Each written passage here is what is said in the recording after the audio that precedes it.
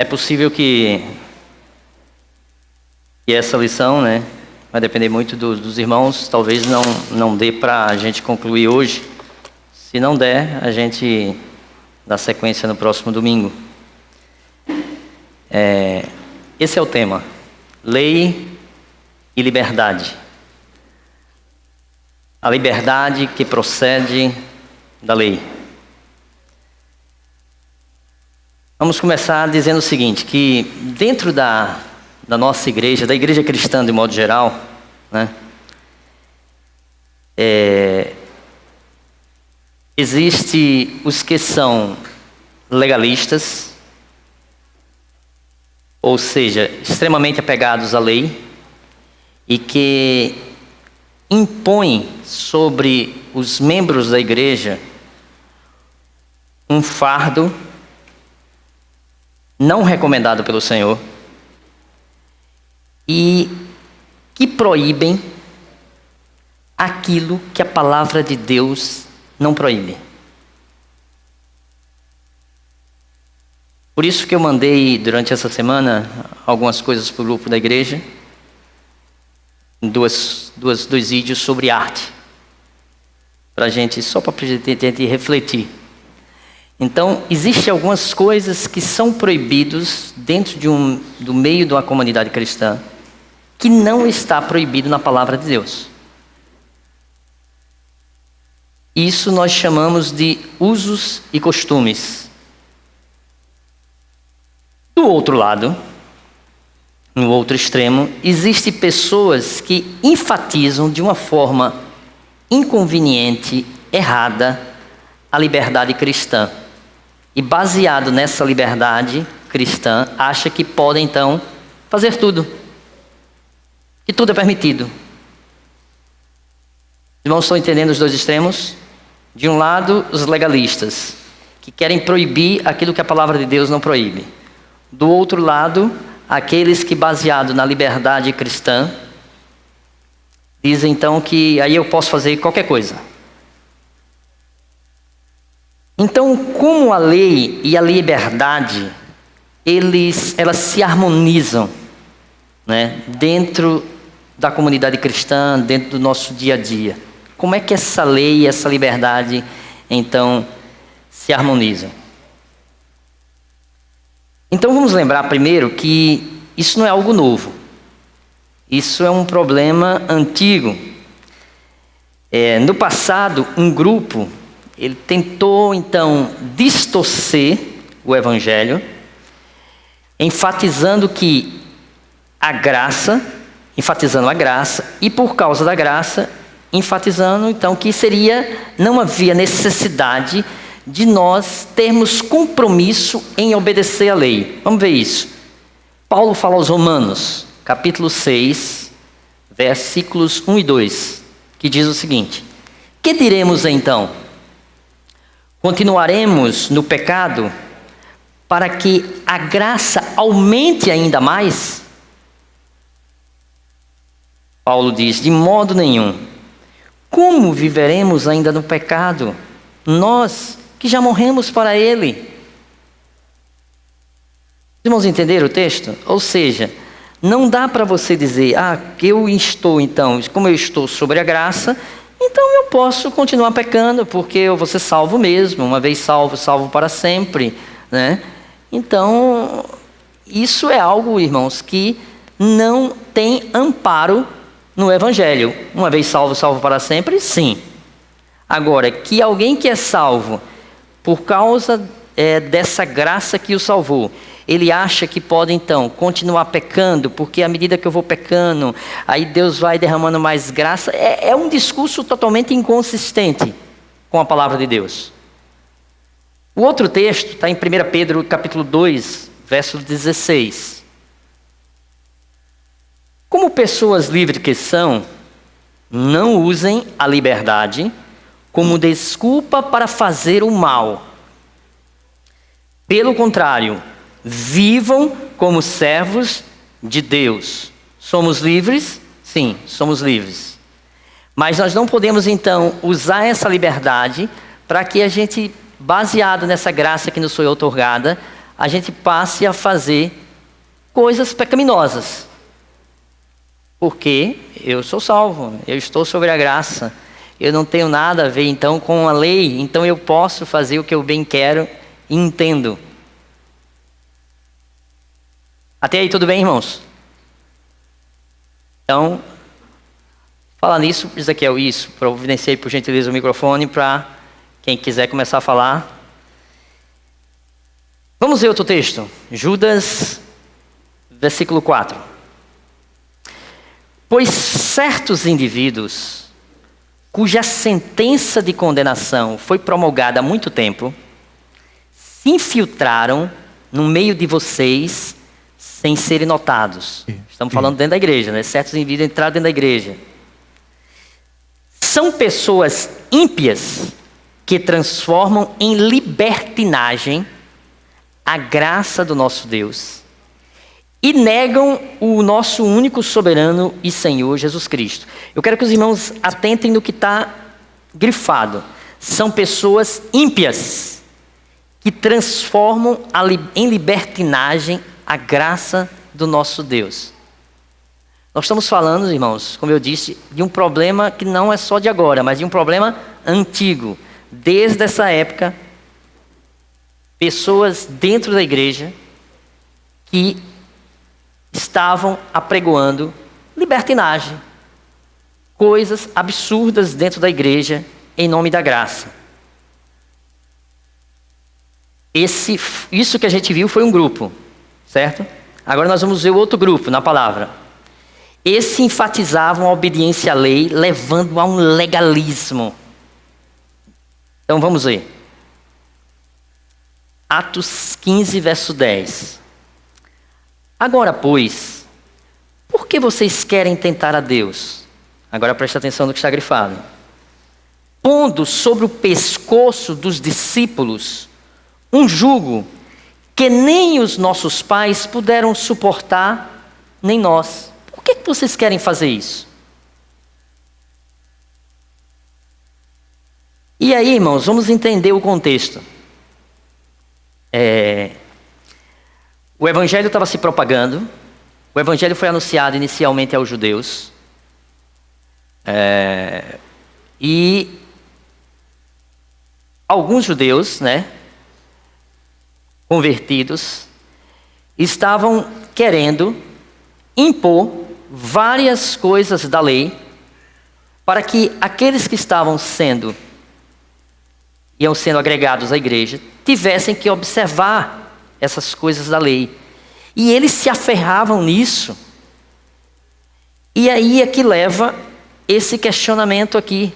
Por que vocês querem pôr sobre o pescoço dos discípulos, dos seguidores de Cristo, um jugo que nem os nossos pais puderam suportar? Por que vocês querem fazer isso?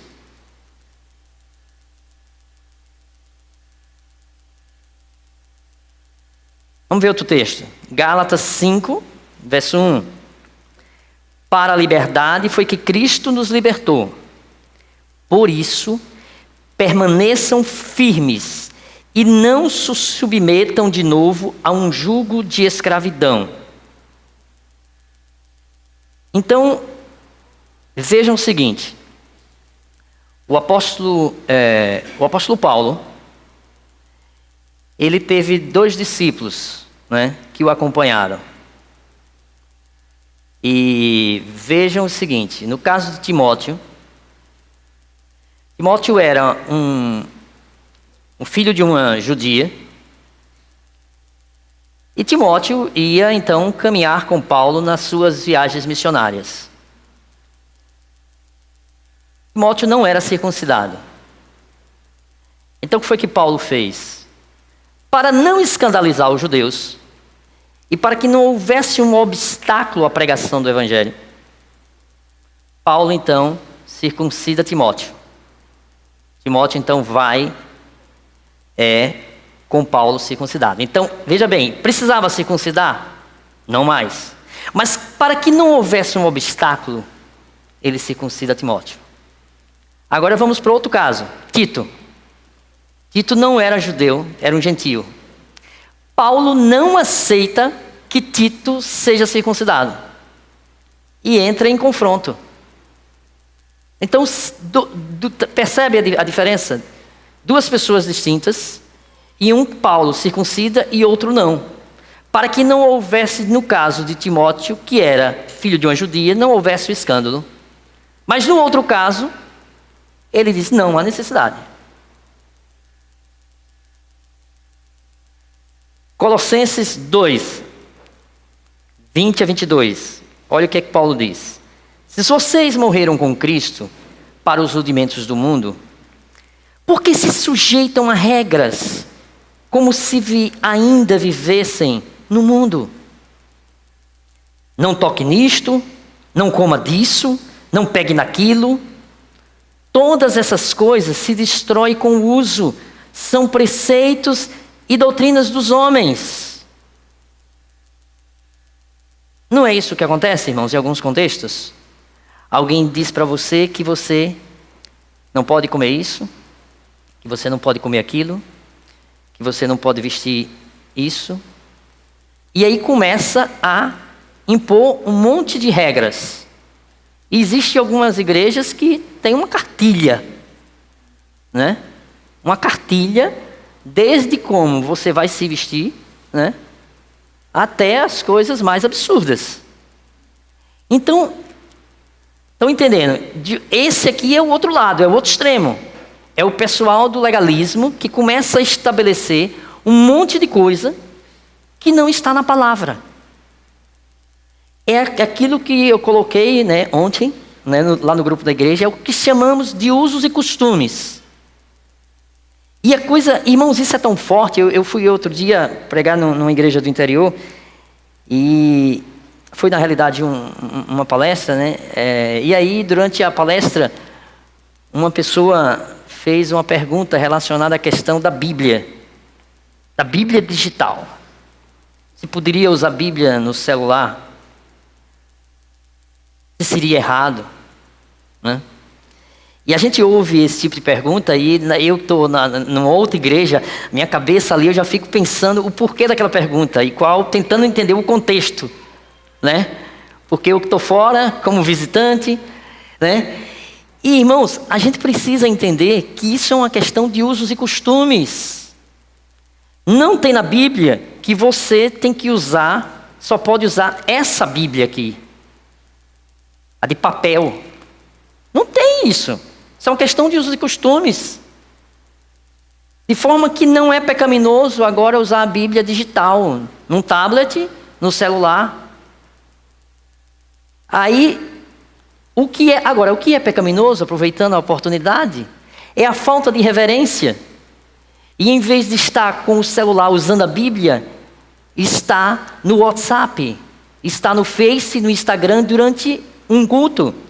Isso sim, isso é pecaminoso. Por que não se pode pegar o celular e botar no modo avião para você usar a sua Bíblia? Para que o celular, pelo menos na hora do culto, fique desligado. Para não aconteça como a última vez que preguei aqui, que eu ouvi durante a mensagem, as mensagens chegando aqui, porque estava tão alto o som e eu só ouvi toc, toc, toc, toc. Agora você imagina, irmãos, sabe? Isso é uma coisa terrível para quem está pregando, sabe? Como isso desconcentra. Então, consegue entender que não tem nenhum pecado, que se a gente for seguir a tradição antiga, a gente não usaria nem essa. A gente teria que vir com os rolos, com os pergaminhos aqui, de braço. Porque a Bíblia era em rolo, né? Então você tinha que abrir assim. Então agora inventou agora que a Bíblia é dessa forma. Não, isso aí está errado. Não, porque os judeus não usavam assim, usavam em rolo. Então tem que usar em rolo. Não, isso é uma questão de usos e costumes. Tá? Então não tem problema nenhum isso. Então, por exemplo, eu estou estudando, estou aqui, uso o iPad, uma Bíblia digital. Você pega 2, 3 versões, 4, bota uma com frente à outra e vai vendo os diversos textos. São recursos que a gente pode usar. Mas o que é necessário entender é que isso deve ser usado com bom senso. Não há nenhum problema nisso. Ezequiel, por favor.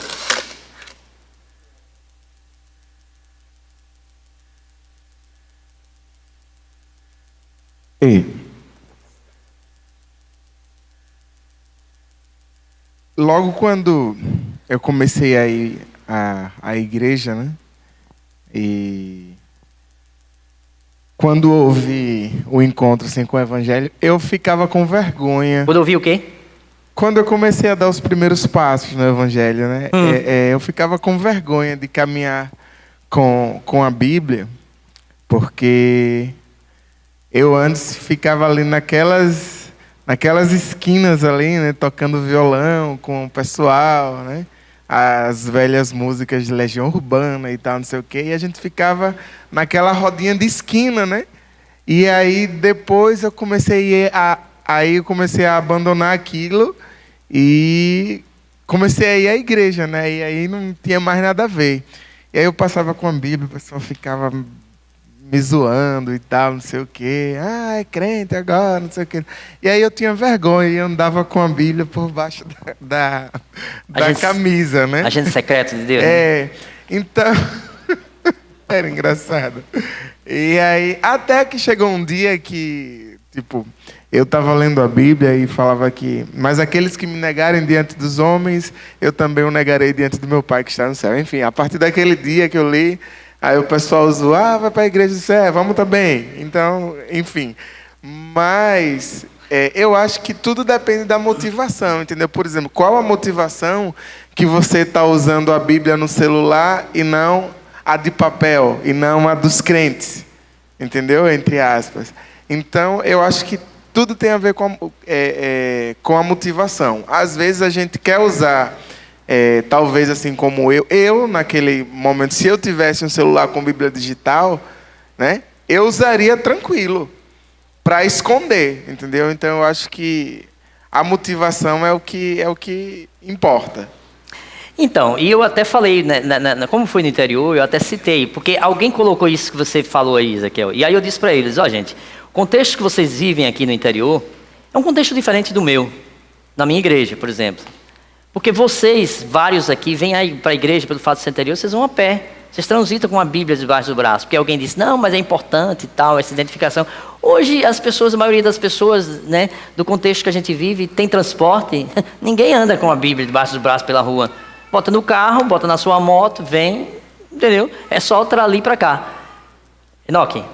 Wellington, só um comentário para a gente pensar também a respeito de alguns conceitos que nós temos. Conversando com algumas pessoas e ouvindo uns comentários sobre o vir à igreja ou não vir à igreja. Uma pessoa disse assim, olha, por isso que Deus às vezes dá o carro a gente, porque se tivesse sem carro, de ônibus, hoje eu não vou, porque isso, porque aquilo. Então esse eu vou dar um carro para ele poder ir para a igreja. Outra coisa era, às vezes não vamos à igreja, não viemos cultuar, porque uma tosse ou um início de uma gripe, uma virose, nos tira, né, essa vontade ou até nos impede. Mas não impede que a gente vá num evento social, não impede que a gente vá ao futebol, não impede que a gente vá ao cinema, não impede outras coisas. Assim, como também já ouvi críticas de pessoas que não trazem seus filhos à igreja porque também estão com algum problema. Porque vão pegar, né, uma virose na igreja, ou porque vão passar a virose, ou porque ainda não está no tempo. Mas vão em eventos sociais com seus filhos, né? Os filhos vão à escola. Eu sei que isso também é particular, cada um tem os aconselhamentos médicos, os médicos entendem muito mais do que a gente, mas a gente acaba criando conceitos e regras que nos satisfazem e que nos agradam. Então nós criamos as nossas próprias leis debaixo da graça. E que Jesus foi apresentado no tempo, no tempo, digamos aí que 40 dias, 42 dias, que era o tempo da mulher, né, do resguardo, vamos traduzir. E hoje, às vezes, as mães deixam para 2 meses, 3 meses, 4 meses. É claro que cada um é que sabe da sua e do conselho médico que recebeu. Mas eu só estou colocando coisas que às vezes a gente pensa, e eu ouvi alguns comentários, para a gente pensar isso. Às vezes somos nós que aproveitamos de certos conselhos, de certas regras, para nos satisfazer e criar as nossas leis. Então é importante a gente conferir o que diz a Escritura, principalmente, para não ficar criando a nossa própria lei e criar o nosso próprio conceito. Bom, Então, irmãos, é necessário equilíbrio.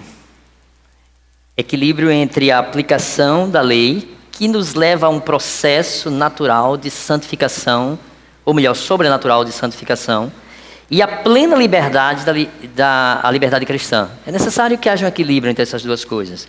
A gente precisa entender uma coisa: a lei, ela é santa. Lembre-se disso. A lei não é má. Ela é santa, perfeita e boa. Tá? A lei foi estabelecida pelo próprio Deus. Tá? Vou falar, Marlene.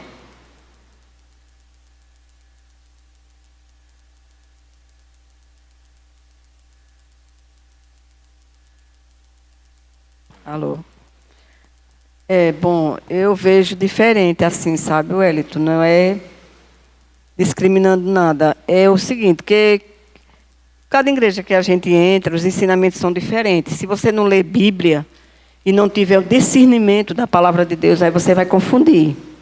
Que eu já entrei em várias igrejas e as pessoas dizem mesmo assim: o importante não é o que sai, é o que entra. Porque o que sai é o que vai fazer a diferença. Mas o que entra não. Quer dizer, essas brincadeiras que está tendo agora, né, de São João, muitas pessoas incriminam tudo. Eu não tenho nada contra, não gosto, mas não tenho nada contra.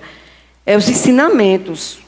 Porque ontem eu estava na igreja trabalhando e o pastor disse mesmo assim: gente, uma coisa tão bonita dessa, e ainda muitas pessoas ainda incriminam, ainda falam, mas é uma brincadeira sadia dentro. Eu não vejo como sadia com os princípios de Deus. A palavra de Deus não diz, Paulo não disse que tudo é lícito, mas nem tudo me convém.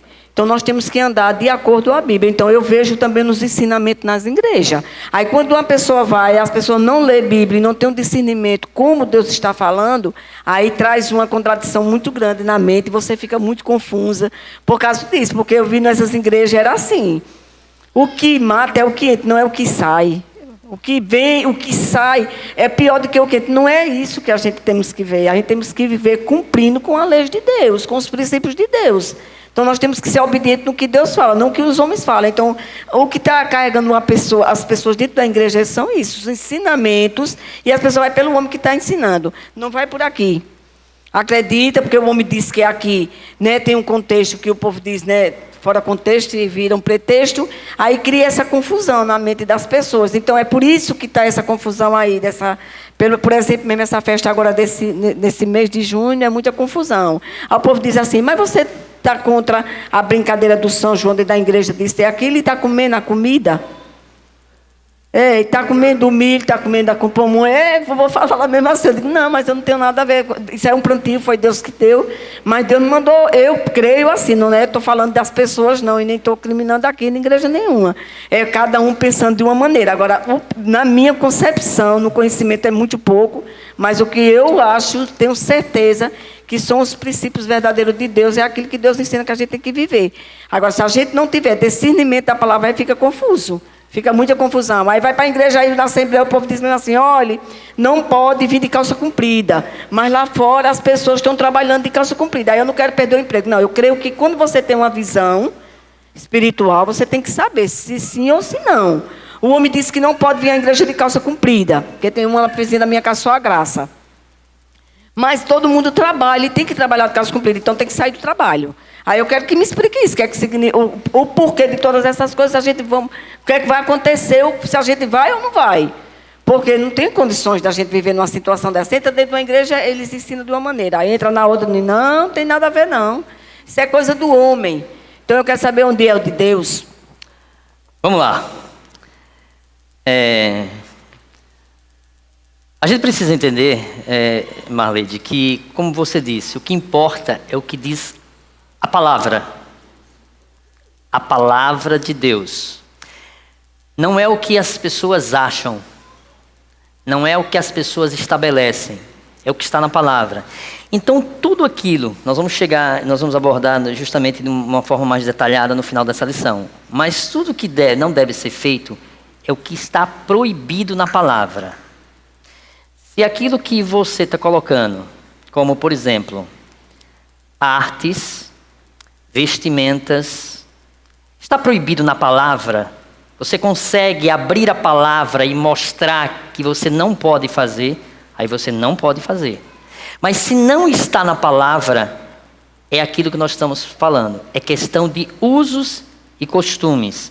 A gente precisa entender o seguinte: quem fez a terra e tudo que nela há foi o Senhor. A Bíblia diz que ao Senhor pertence a terra. Salmo 24 fala sobre isso, que Deus, na realidade, Ele estabeleceu todas as coisas. E a gente precisa entender que tudo que Deus criou, Ele disse que foi bom e muito bom. Ainda que após o pecado, tenha havido, obviamente, toda a terra, todos nós, sofremos as consequências do pecado. A gente precisa entender que existe uma visão distorcida. Isso foi muito apregoado pela Igreja Católica Romana, onde estabeleceu entre coisas como o secular e o sagrado. O secular entenda como mundo. Então, isso aqui não se pode. Isso aqui se pode, sagrado. Vamos entender que não existe isso. Tudo pertence a Deus. Do Senhor pertence a terra. Tudo é dele. Satanás não tem nada. É tudo do Senhor. É o Senhor quem controla todas as coisas.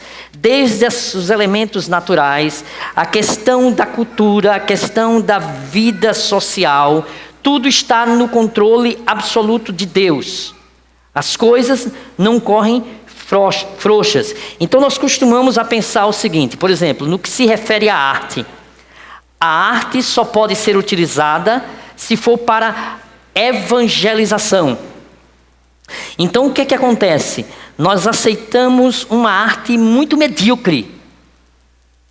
Quando você pega grupos de teatros, por exemplo, dentro de igrejas evangélicas, na sua grande maioria, são muito medíocres. Não desenvolvem um trabalho com seriedade, um trabalho profissional, um trabalho com talento, com esmero. Então tudo que normalmente é para a igreja é algo relegado à inferioridade. Quando a gente pensa em coisas de grandeza em termos de arte, nós vemos no passado vários cristãos, como por exemplo, como Rembrandt, né? Como Bach, como C.S. Lewis, como Milton. Então a gente percebe pessoas que desenvolveram grande talento, fizeram exposição em termos de arte, em termos de literatura, e a gente pergunta hoje, por que isso não acontece hoje? Por que nós não temos pessoas de grande talento nas artes, e os cristãos que dominavam a arte agora relegaram a arte às pessoas ímpias? Quem desenvolve boa arte são os ímpios. Tudo que é de baixa qualidade é no nosso meio. Porque é para o Senhor. Então o Senhor vai aceitar qualquer coisa, né? Não, se é para o Senhor tem que ser o melhor. Tem que ser o melhor. E a gente precisa sair dessa dicotomia de pensar o seguinte: não, se eu trabalho é para me sustentar. Não, você trabalha para se sustentar, mas sobretudo você trabalha para glorificar a Deus. O seu trabalho é para glorificar a Deus. Tudo que você faz é para glorificar a Deus. Glorificar a Deus não é quando eu entro daquela porta aqui dentro desses átrios, entre aspas, e aí o que eu faço aqui para glorificar a Deus. Não, toda a minha vida tem que ser para glorificar a Deus, né? Jô, que eu falava, pois não.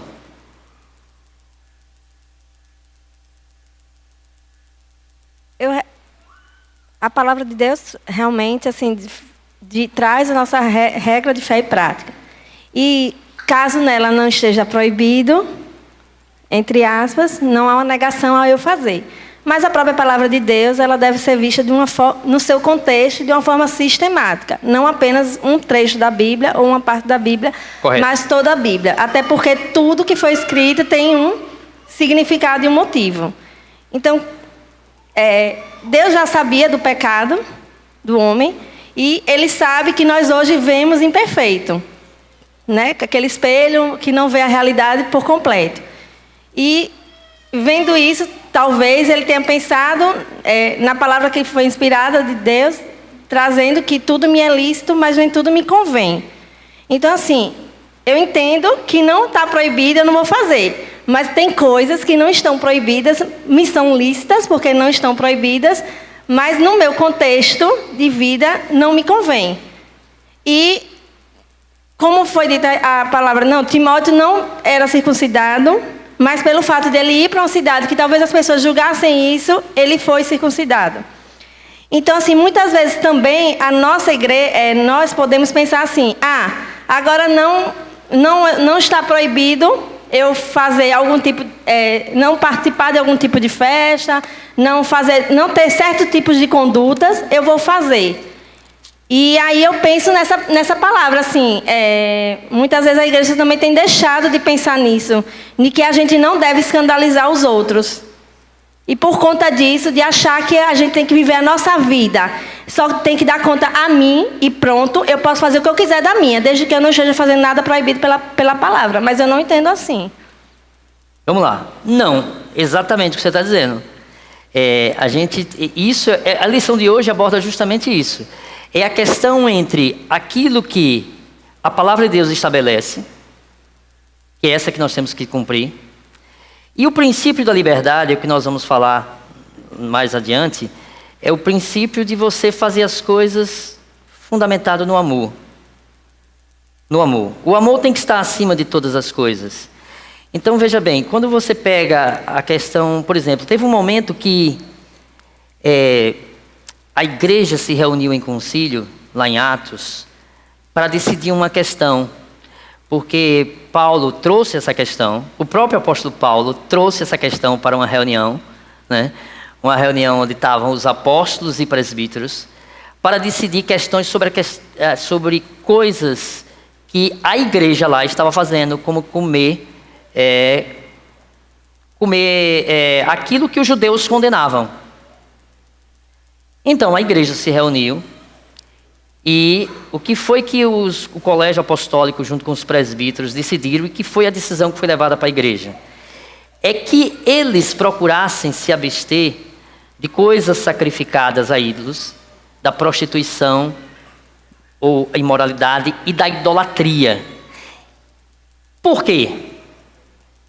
Porque o contexto que a igreja estava vivendo era um contexto justamente de idolatria, pessoas que tinham vindo de idolatria, pessoas que comiam coisas sacrificadas aos ídolos, nos templos.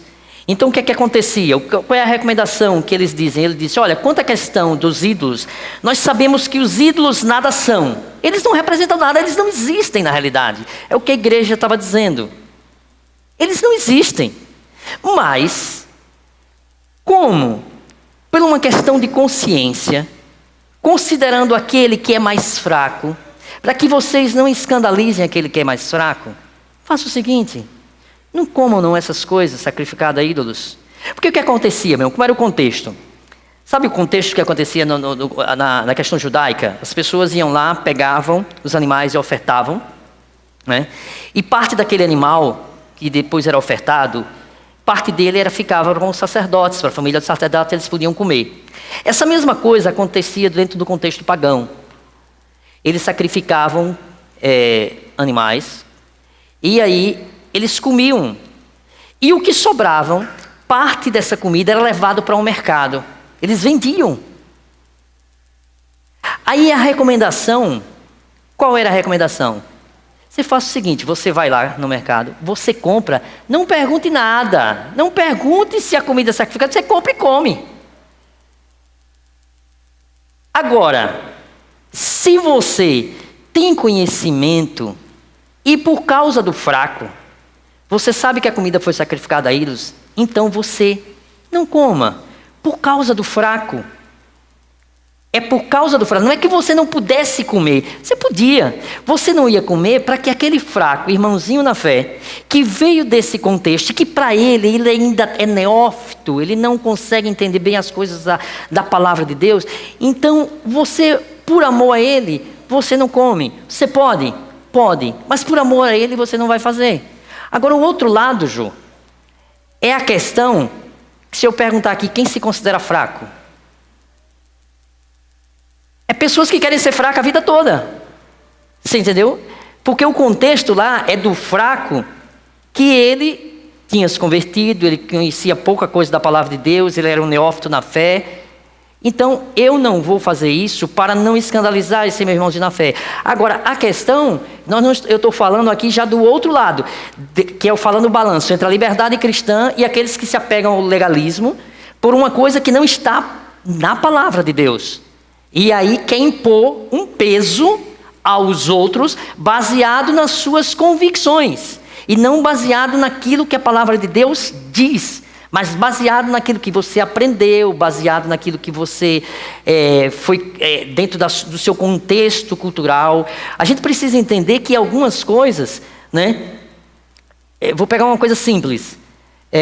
Vou falar da teologia da brotoeja, né? A teologia da brotoeja foi a teologia que levou o pessoal pentecostal a usar o cocó. Aquele cabelinho que faz assim, dá um nozinho aqui, bota aqui, sabe? Foi o cocó. Porque a esposa do pastor sueco, fundador da Assembleia de Deus, quando chegou no Pará, devido ao calor, ela começou com brotoeja, né, pelo pescoço. Então ela começou a enrolar o cabelo por causa da brotoeja. Aí as irmãzinhas que viam, olha, a mulher do pastor, do fundador, ela usa o cabelo assim, todo mundo passou a usar o cocó. Então, por causa da certa teologia da brotoeja, todo mundo, as irmãs, passaram a usar o cocó. Aí os missionários vieram para o Brasil, como Ashbel Green Simonton, nós somos fruto da evangelização missionária. Vieram com o quê? Com terno, porque era assim que eles usavam lá. Era um contexto cultural. E aí se convencionou que o pregador, ele tem que subir ao púlpito de terno, porque os europeus subiam de terno, os americanos subiam de terno, e nós somos heranças então dessa influência missionária norte-americana. Então passou-se a usar terno, ainda que num clima extremamente quente, nós passamos a adotar essas coisas. Então, o que eu estou querendo que os irmãos comecem a pensar é que são algumas coisas que nós vamos assimilando por uma questão cultural e vamos estabelecendo isso como sacro. Então, o terno é algo que todo pastor tem que usar. Se o pastor não pegar de terno, ele não tem unção, ele não tem poder, né? Afinal, ele está sem terno. Entendeu? Então, e por aí a gente viaja em muitas esferas. Nas esferas da arte que Marleide colocou, da questão das músicas, inclusive as músicas nordestinas, né? Do genuíno forró, do trio pé de serra, do arrastapé. E a gente entra pela essa questão de outras coisas, como por exemplo da música. Nós vamos cantar hoje à noite Castelo Forte é Nosso Deus, o hino de Martinho Lutero. De onde foi que veio essa melodia? De uma taberna alemã. Nós vamos cantar hoje à noite. Mas ela, pelo nosso contexto que recebemos da Europa, ela já está sacralizada. Nós a aceitamos, ela vindo da taberna sem problema nenhum, e nós vamos cantá-la hoje à noite. A música, Martinho Lutero pegou numa taberna. Pois não. Peraí, só passa o microfone aí, por favor. A questão não seria só apenas... porque se você fala assim, os fracos, para naquela época não escandalizar os fracos na fé. E aí, partindo para o contexto de hoje, a gente não pode ser uma igreja que continue fraca. E aí, nesse contexto também, a gente opera vai para o extremo também de aceitar muitas coisas. E eu digo assim, não apenas escandalizar os fracos na fé dentro da igreja, mas aqueles que não têm fé, os que estão fora. Vou dar, assim, colocando um exemplo prático. A Bíblia não proíbe que eu beba uma bebida alcoólica. Eu não posso me embriagar. Isso seria o pecado. Mas no contexto do meu trabalho, todo mundo sabe que eu sou cristã. E eu acho que a gente, como cristã, muitas vezes a gente perde a essência do cristianismo, que é o ser diferente. A gente não foi criado para ser igual. A gente foi criado para o louvor e glória do nome do Senhor. É para isso que a gente foi criado. E para a gente viver dessa forma, a gente não pode viver igual. E aí eu vou para uma festa, vai ter a festa junina lá do escritório. Aí eu vou para a festa junina e eu posso beber, eu vou pedir uma bebida, porque não é errado, minha igreja não proíbe. Porque se perguntar, por que sua igreja proíbe? Minha igreja não proíbe. Ninguém está me proibindo, ninguém está botando uma arma na minha cabeça dizendo que eu não posso beber. E aí, aquelas pessoas lá, elas não têm fé. Assim, elas não acreditam nesse Deus que a gente cultua aqui. Então, elas não são fracas nem nada, elas apenas não isso. Agora, o meu testemunho naquele momento vai agradar o Senhor. Assim, eu estou trazendo testemunho de vida para eles. Se eu tenho que agradar a Deus, eu não posso separar as coisas, o sagrado do meu trabalho. Eu tenho que viver a minha vida para o Senhor. Então, é nesse contexto que eu penso que nós, igrejas, temos que pensar... Eu sei que a gente tem que não criar que os formalismos e as coisas que não são a essência da palavra, a gente não precisa estar... aquilo que não vai influenciar na minha salvação. Uma roupa, um corte de cabelo, a forma como... Esses detalhes. Mas algumas coisas, eu penso que nós também, como igreja, devemos voltar a pensar que devemos ser diferentes. E, às vezes, a gente querendo... viver também essa cultura, querendo viver essa cultura, a gente quer achar, como a palavra não proíbe, a gente quer essa oportunidade também. Você está correta no seu proceder. Então, assim, tudo que provém de fé, né? Aquilo que não há dúvida, você deve fazer. A Bíblia diz que se você faz alguma coisa com dúvida, você comete pecado. E no que o contexto que você colocou, realmente, se você está num ambiente e que dentro daquele contexto cultural que você vive, aquilo você sabe que levaria a um escândalo, é óbvio que você não deve fazer. É óbvio que você não deve fazer. Então, a gente só precisa ter cuidado para que o que eu estou querendo colocar é transitar entre uma coisa e outra. O seu posicionamento está correto, entendeu? O que eu não posso dizer... estabelecer isso, porque alguns colegas às vezes me perguntam, às vezes a pessoa chega assim, na sua religião é proibido beber? Não é proibido beber. Aí eu ainda digo assim, não, a minha religião só proíbe o que a Bíblia proíbe, e a Bíblia não proíbe, né? A Bíblia não proíbe. Eu vou ler aqui um texto, o Salmo 104, de 10 a 15. Observe, depois eu passo a palavra a Bruna. Falando sobre o Senhor. Tu fazes rebentar fontes no vale, cujas águas correm entre os montes. Dão de beber a todos os animais no campo. Os jumentos selvagens matam a sua sede. Junto dela tem as aves do céu e o seu pouso, e por entre a ramagem defere o seu canto. Do alto da tua morada regas os montes. A terra farta-se do fruto de tuas obras. Faze crescer a relva para os animais e as plantas para o serviço do homem. Deus colocando todas as coisas para o homem. De sorte que da terra tira o seu pão, o vinho que alegra o coração do homem, o azeite que lhe dá brilho no rosto, o alimento que lhe sustém as forças. Então é Deus quem dá tudo isso. É Deus quem dá tudo isso. O que nós não podemos é usar disso para... aquilo que a gente colocou, para praticar libertinagem, para provocar, como diz a palavra, nós vamos ver mais adiante, o tropeço do irmão. Né? Bruna, fala aí, por favor.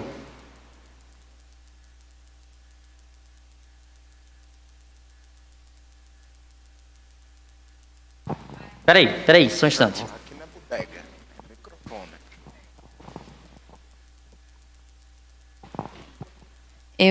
Eu diria assim, que essa cautela que a gente tem que ter, obviamente, com relação a escandalizar, quando Paulo fala isso, ele fala para a igreja. Então, eu diria que uma cautela maior, inclusive, a gente tem que ter, seria com relação aos irmãos, que com relação ao que ele fala sobre os fracos na fé. Porque é mais fácil... mais fácil não, seria mais comum para a gente como cristão se abster de fazer algo que não é pecado, mas que pode escandalizar o outro no meio cristão, do que a gente se sentir menos acuado até no mundo com amigos não crentes. Porque com os não crentes, eles olham e aí, por ter uma ideia errônea de que crente não faz isso, crente não faz aquilo, você pode ser um instrumento até mostrar a ele que não existe isso que ele está falando. E mostrar o que está escrito na Bíblia. Olha, fulano, não é bem assim, não. Isso não tem na Bíblia. Aí você vai lá e mostra. Por exemplo, alguns amigos meus que não são cristãos falavam várias coisas, mas isso aí, tipo aquele negócio, né? Trabalho que Deus ajuda. Aí você, como cristão, em várias outras oportunidades, você tem que ser a luz naquele momento e o sal e dizer, fulano, isso aí não está na Bíblia, não. Aí você não está, não, eu jurava que estava. Aí você vai, já é uma oportunidade para você falar, mostrar e explicar uma coisa a mais, principalmente assim, porque a maioria dos amigos, a gente, alguns católicos não praticantes, e muitos deles não costumam ler a Bíblia. E simplesmente assumem uma tradição, ou assumem... É mais comum, né, o evangélico ler mais a Bíblia do que um católico, assim, sem querer polemizar, mas é uma verdade no dia a dia, e a gente pode ser um instrumento para poder mostrar, fulano, não é assim não, crente não tem que usar só saia, não. Não tem escrito isso na Bíblia em lugar nenhum. Eu acho que a nossa maior cautela é dentro da igreja, com os irmãos que poderiam se escandalizar, porque com os de fora, eles vão olhar e vão dizer, ah, é mesmo, não tem isso. Eu não sei de onde eu tirei, ou então é uma tradição, e você pode ser um instrumento de passar o conhecimento para eles. Ezequiel.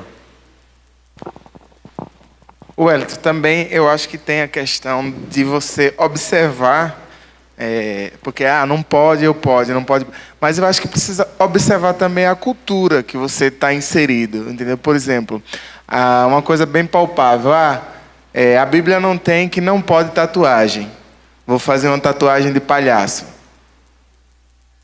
entendeu? Vai ser taxado como bandido, né?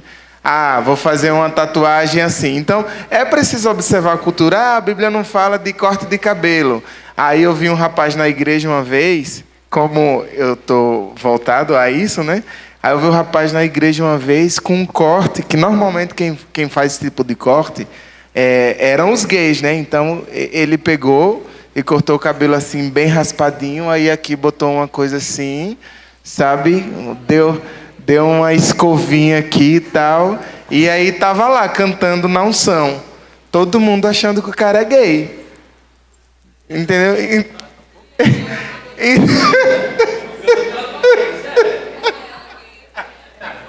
Então, eu acho que precisa observar a cultura também, entendeu? Porque não pode ser desprezada a nossa cultura, entendeu? Não pode... Ou pode fazer isso, mas o que é que, entendeu? O que é normal? Então, assim, eu acho que é melhor o crente caminhar pelo lado mais normal, né? Eu acho que é mais sensato. Depois, Patrícia, Edward, por favor. Bom, pelo vídeo que você mandou ontem, né? Eu acredito, não sei, não sou adivinha, mas eu acredito que até o que você gostaria até de tratar, até pela época, né? Porque é uma época que aí a gente chama de junina, joanina, joanina porque é de João, junina porque é de junho, mas é uma cultura nordestina, certo? E que existem muitas críticas, né? Eu acredito que até eu posso ser uma das pessoas criticadas, porque meus filhos participam da festa junina na escola, entendeu? Eu vejo como cultural. Embora já conversei com eles, que quando chega lá que diz Viva São João, Viva São Pedro, está dizendo que é para o santo, então não é, aquilo ali não fica mais sendo, descaracteriza um pouco. Nós temos a dificuldade até de tratar na igreja isso, quer dizer, a gente foi para vários lados e ninguém falou abertamente. É festa disso, é festa daquilo, a gente pode isso, a gente não pode aquilo, mas não se fala abertamente. Certo? Então, se falou da nossa cultura, e a gente vê estados que têm outras culturas e que essa cultura é o ano todo. E não se tem essa crítica o ano todo. E nós ficamos, nesse mês de junho, como se fôssemos os piores dos cristãos, se de repente ouvimos, né, uma dessas músicas. Quer dizer, até postar no grupo da IPJ, a pessoa diz, será que postou no grupo errado? Que doidice é essa? Né? Tá doido? Que doidice é essa? Postou no grupo errado? Não, postou no grupo certo. E quem é que não gosta, né, de um forró pé de serra, e se ouvir não vai bater o pé, e não sabe qual é o som do shot? Então não é nordestino. É verdade. É quando um carioca já nasce sambando. É cultura. Né? Isso faz parte da cultura. Como eu acredito também que faz parte da nossa cultura todo esse forró aqui, que alguém pode até pensar que você colocou no grupo errado. Eita, grupo errado, era para botar nos rap. Era botar nos rap e botar dentro da igreja. Entendeu? Então eu acredito que a gente tem que ser mais aberto no falar. Senão a gente fica cheio de dedo e de repente não fala e acaba sendo isso e aquilo. Se a gente também pegar muita coisa no detalhe de cada coisa, não exerceríamos nem as profissões que escolhemos para exercer. Porque eu estava ouvindo um defensor público falar, ele disse assim, eu sou contra. Ele não é crente, ele não é evangélico, inclusive ele se diz ateu. Ele disse assim, eu, como defensor público, tive que defender já soltar vários homens que espancaram suas mulheres. E aí? O que a gente faz? Vai ficar se batendo, às vezes, em coisinhas tão pequenas, e tem coisas assim que traz uma consequência bem maior e a gente não fala tão abertamente. Fica naquela, não sei se vou, não sei se fico. Né? A gente comemora datas que na Bíblia também não está dizendo para comemorar. Onde é que se diz que tem que comemorar o Dia das Mães? Onde é que se diz que tem que comemorar o Dia dos Namorados? Nada. Na Bíblia não se fala nisso. Né? Então, acho que a gente tem que rever e começar a tentar ser o mais assertivo, né? Dentro das nossas conclusões. Antes de passar para o reverendo Edward, eu queria citar uma frase aqui de Michael Horton, que ele diz o seguinte: contudo, a criação, o comum e o secular, todos têm a bênção de Deus, mesmo sem que tenha utilidade na igreja ou em missões evangelísticas. Existe uma coisa, irmãos, chamada a graça comum. Existe a graça especial, que é a graça que nos salva. E existe a graça comum, que Deus concede a todos indistintamente. Graça comum, talento. Então, realmente, como a Patrícia colocou, eu não coloquei aquele no grupo errado, não. Quando você vê um Oswaldo Montenegro cantando e tocando de uma forma tão exímia, aquilo ali se chama graça comum. Aquilo ali foi Deus que deu a ele. Ainda que ele execute e que ele não saiba, foi Deus quem deu a ele, com um propósito para a glória dele. E a igreja precisa exercitar a arte e entender para a glória de Deus. Nós temos uma pessoa, irmão nosso, como Leandro Lima, que é pastor presbiteriano lá em São Paulo. Ele é doutor em letras. Ele já fez livros que não tem nada a ver com teologia. E você escreve livro fora de teologia, você como pastor, como mestre em divindade, como ele é, mas é doutor em letras.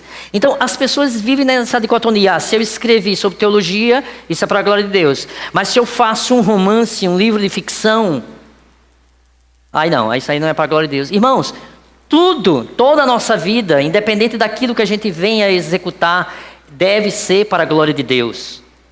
Então, a gente precisa, isso a gente for esmiuçar na história.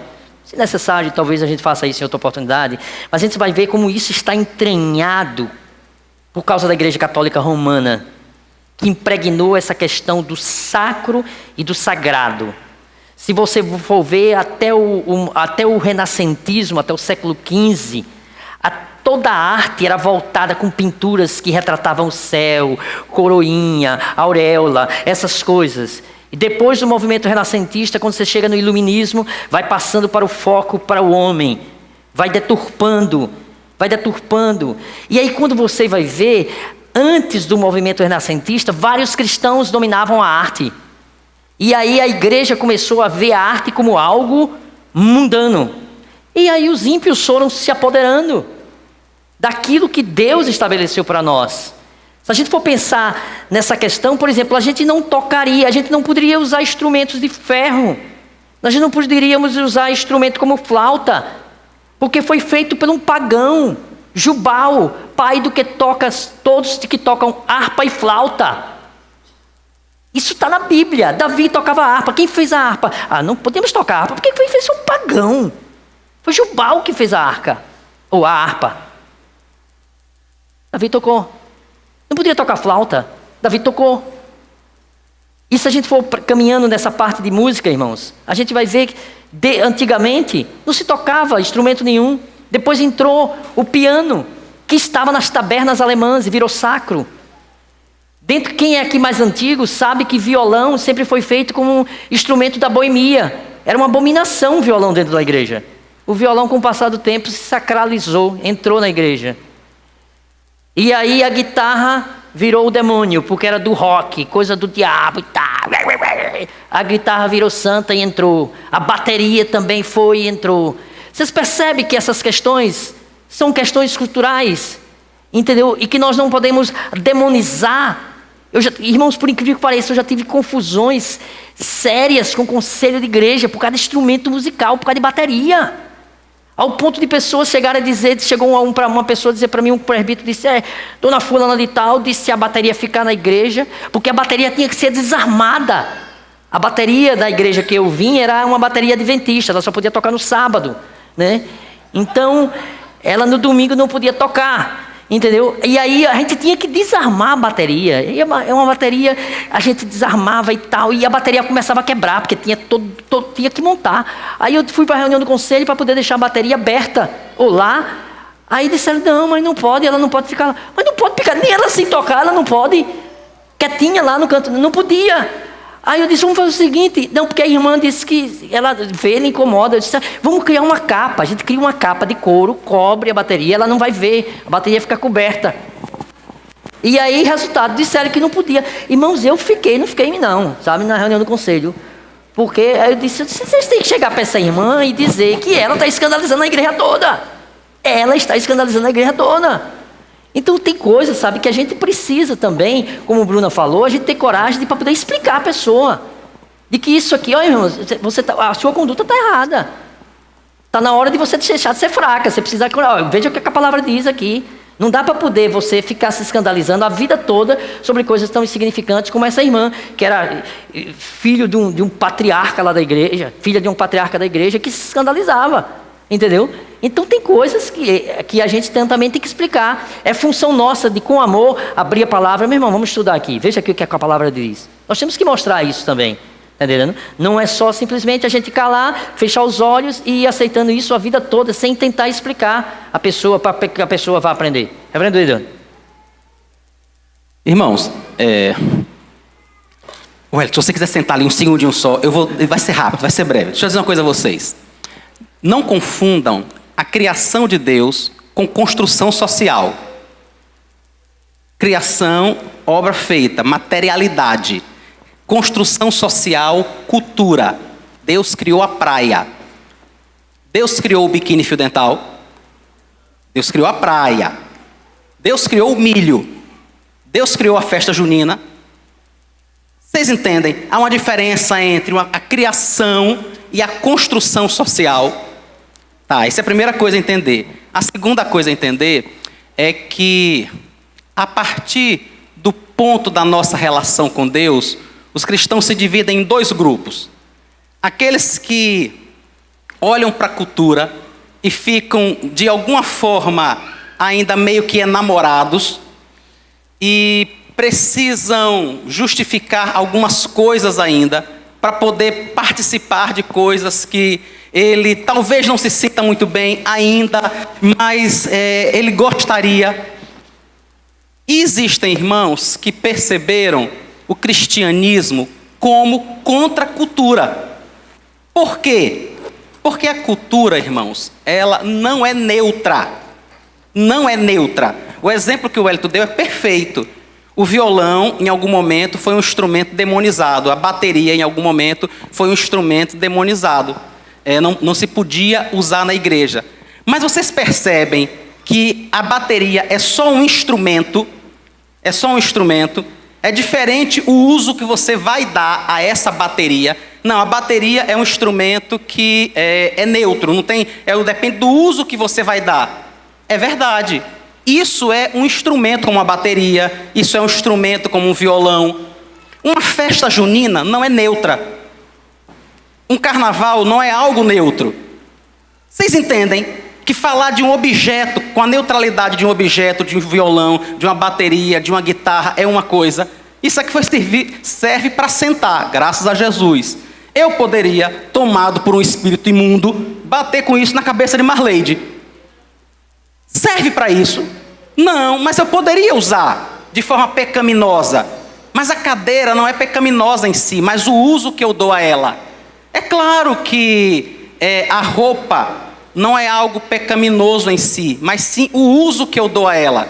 O que é que nós precisamos fazer então, irmãos? Diante de Deus mesmo, pedir ao Senhor que nos oriente sobre como reagir aos aspectos específicos da cultura. Não tem uma fórmula, sabe?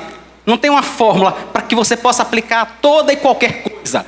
X mais 2 é igual a 4. Quanto é X? Você não consegue fazer isso com todos os aspectos da cultura. Não consegue. Você não consegue, por exemplo, dizer como nós devemos nos comportar diante da cultura, biblicamente em cada aspecto. Não, mas essa altura de sapato, esse sapato está baixo, não tem, irmão, não tem como fazer isso. O que eu e você precisamos entender primeiro a cultura não é neutra. Ela não é neutra. O mundo jaz no maligno, todo ele, inclusive a sua cultura, inclusive a construção social de um mundo que jaz no maligno. Não tem como, ela não é neutra. Isso quer dizer que nós não podemos participar e viver dentro da cultura? Podemos, precisamos. Agora de manhã eu passei por Thaís ali, Thaís olhou e disse assim: pastor, essa camisa está bem da hora. Isso é cultural, o modo como a gente se veste é cultural. Vocês entendem isso? Que isso é cultural? Seria estranho se eu estivesse usando aqui uma roupa típica da Índia. Vocês não iam achar estranho? Por mais que seja comum, sabe? Alguém usar uma roupa daquela na Índia, muito colorida, sei lá e tal. Aqui não é. A nossa cultura não é assim. Então, assim, há aspectos da nossa cultura que nós podemos e devemos desfrutar. Mas há coisas que você não consegue santificar. Há coisas que você não consegue. Uma pessoa se converte e ela antes fazia uma determinada dança sensual. E aquilo era o modo como ela era a profissão dela. Agora ela conhece a Cristo e ela continua fazendo determinada dança, porque é aquilo que ela fazia. Não tem como você santificar determinadas coisas. Entendem? Não tem. Não tem como você fazer de forma pecaminosa. Então, pastor, a pessoa que joga bola, se ela se converte, ela tem que parar de jogar bola? Claro que não, é completamente diferente. Você acha que jogar bola e a dança da Gretchen é a mesma coisa? É óbvio que não. Entendeu? Você imagina uma pessoa que se converte, Gretchen se converte, e continua sacudindo a bunda para todo mundo? Entendem? Não, eu faço para a glória de Deus. Há aspectos da cultura, há comportamentos que não tem como você santificar. Não tem, não existe a possibilidade de remir determinadas coisas. Agora, é muita coisa que a gente acaba achando que é ruim. Por exemplo, eu gosto de rock. Eu ouço rock. Uma coisa é eu gostar de rock, é eu ouvir rock. Outra coisa é eu viver em show de rock. Vocês imaginam o impacto que isso causa para as pessoas que vão estar vendo? Sabe? Se você entrar no meu carro e começar a mexer lá no pendrive, tem uma pastinha chamada ZZZ. Já está com Z para ficar lá bem no final, bem no final. Se você abrir a tal da pastinha, aí você vai encontrar Pink Floyd e uma galerinha assim, que eu gosto de ouvir. É diferente, irmãos, de agora eu sair pelo Brasil atrás do Pink Floyd. Eles nunca vieram aqui, né? Mas digamos que viessem. Ou coisa parecida. Uma coisa, por exemplo, é eu gostar de usar determinada roupa em um ambiente e dizer assim, não, eu estou usando essa roupa, eu posso fazer isso em qualquer lugar. Não dá. Eu e você, como cristãos, vamos precisar de graça de Deus. Eu gosto muito da imagenzinha que eu vi uma vez num azulejo, uma senhora, devia ser década de 60, eu acho, sei lá. Ela está sentada fazendo o tricô dela. Aí chega a sobrinha dela com um roupão bem grandão.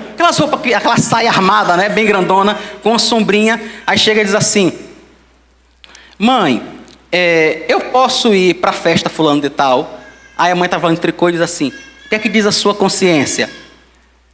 Eu achei muito legal, porque há coisas que não dá para eu abrir a Bíblia e dizer assim: olha, vá para esse show ou não vá para aquele, ouça essa música ou não ouça aquela. Não tem como, isso é legalismo. Entende que isso é legalismo? A gente está fazendo uma listinha do que pode e do que não pode. O que eu e você precisamos pedir é graça a Deus para pensar em glorificar o nome do Senhor. Que algumas vezes o que a gente faz, irmãos, é mais ou menos o que o rapaz fez numa palestra do Jaime Kemp. O Jaime Kemp falando, o rapaz, mais de 1000 jovens, e um corajoso levantou a mão e pediu para falar, e o pastor disse: por favor, irmão. E ele disse assim: pastor, até onde eu posso ir no relacionamento físico com minha namorada? Aí o pastor, até para descontrair, disse assim: você está querendo saber exatamente onde é que fica a beirinha do precipício você andar sobre ela, né? Algumas vezes é isso que nós estamos fazendo, por causa da nossa imaturidade cristã, por causa da nossa falta de comunhão com Deus, por causa do tempo que a gente passa agarrado no WhatsApp, no Facebook, no Instagram, em vez de orar, em vez de buscar sinceramente a Deus. Então, no nosso coração, a gente está aqui e a gente quer ir para o céu, mas a gente tem uma saudade muito grande de determinadas coisas, e a gente quer que alguém diga para a gente onde é que está a beirinha do precipício. Eu quero andar, eu não quero cair.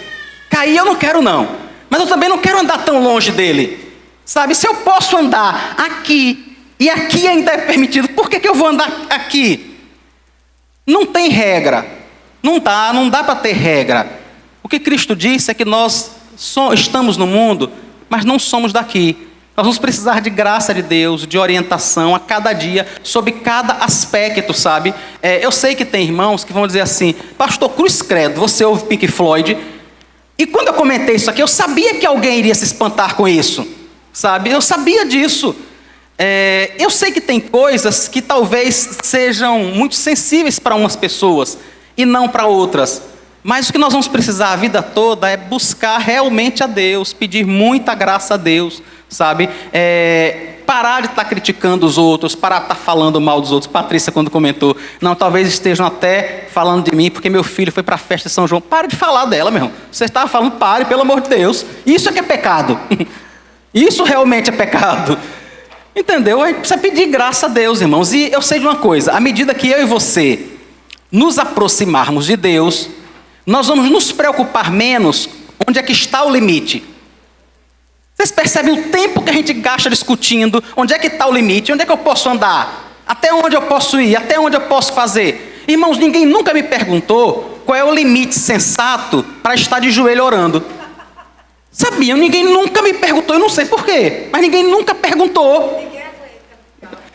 E ninguém quer descobrir, a gente não quer descobrir qual é o limite com o nosso joelho, que nem tem carne, né? Então, a gente precisa de graça de Deus para essas coisas, sabe? Agora eu sei, irmãos, eu entendo. Nem todo mundo está no mesmo nível de santificação. Isso é óbvio que não está. É claro que não está. Uma pessoa que tem se levantado antes de trabalhar, tem se esforçado por buscar a Deus, por pedir graça ao Senhor. Pessoas que têm, às vezes, aberto mão de oportunidades porque aquilo não iria glorificar a Deus. É óbvio que uma pessoa assim é diferente de outra que não está muito se importando com isso. Para ela, se alguém ofereceu um dinheiro a mais, beleza, eu posso fazer. Eu posso fazer. Entendeu? Eu sei disso. Eu sei que à medida que eu e você nos aproximarmos de Deus, a gente vai se preocupar menos com isso. Até porque o próprio Espírito Santo vai falar o nosso coração, vai tratar o nosso coração, a gente vai conseguir ficar mais à vontade para servir a Deus, para fazer ou para não fazer, sem querer se criar celeuma. Por exemplo, você acha que é tranquilo você tomar cerveja na sua casa com sua esposa? Sem crise, beleza. Agora, você achar que as pessoas têm que concordar com você é outra. Você entende isso? A pessoa não acha só que ela pode tomar, ela quer que o outro concorde. Irmãos, concordar e falar mal é diferente. Digamos que fulano de tal costuma tomar cerveja na casa dele com a esposa dele, e aí você vai falar mal dele porque isso é errado. E isso é errado. Não deveria. Agora, não concordar é outra coisa. Vocês entendem que não concordar não é julgar? Vocês entendem que não concordar não é falar mal, não é denegrir o outro? É bem diferente. Pode ser que eu faça determinada coisa, por exemplo, pode ser que eu ouça Pink Floyd e você não concorde com isso de jeito nenhum. Pastor, por que raio o senhor ouve uma banda velha dessa? Não tem tanta coisa nova para você ouvir, não. Você não é obrigado a concordar comigo. Não é, irmão. A pessoa não é obrigada a concordar que você gosta de tomar sua cerveja. Tomar cerveja é pecado? Não. Se embriagar é pecado? É. Agora, você querer que as pessoas concordem, aí é diferente. Você não quer só fazer, você quer a concordância do outro. Aí é bem diferente. É.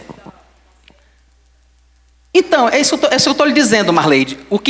À medida que nós nos aproximarmos de Deus, o próprio Espírito Santo vai tratando o nosso coração. Não procure fórmula, sabe, irmão? Nem procure fórmula e nem procure impor aquilo que você faz ao outro.